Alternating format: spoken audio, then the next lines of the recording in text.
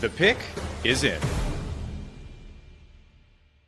The 59th pick, the Baltimore Ravens select Mike Green, edge out of Marshall. Let's bring in Locked On Ravens host Kevin Oestreicher to break down this pick. Kevin, couldn't believe it. Green at 59. A lot of buzz about him being picked up as high as 15 right here in Atlanta for these Falcons. But Green nonetheless slips to 59 for you. Is he the steal of the draft?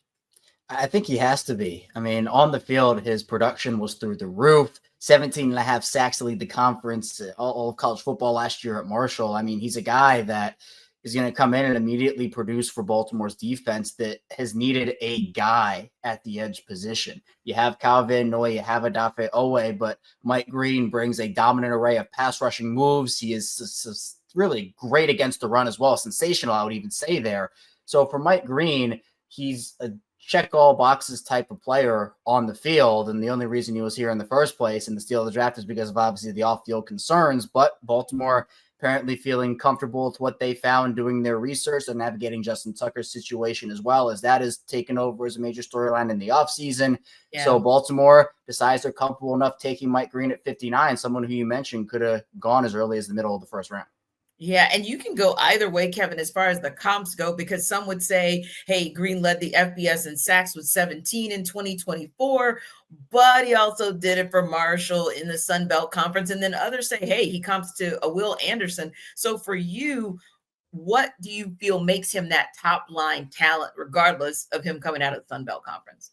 Well, I think that he always has a pass rushing plan. I think for some of these rookies, they have athleticism or they have moves or there are stats. But when you get to the NFL level, you're going to have to deal with a lot of offensive lineman counters, different blocking schemes that are much more complex.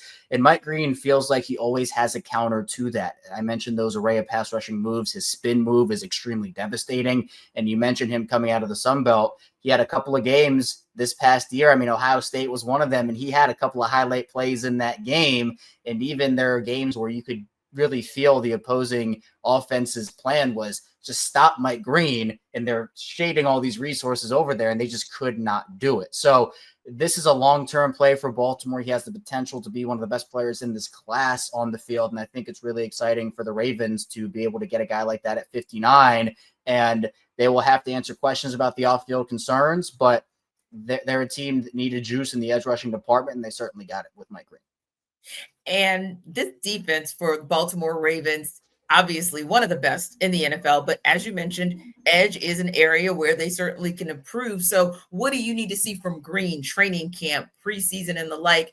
What improvements do you need to see to feel like he can be that contributor for the Ravens day one?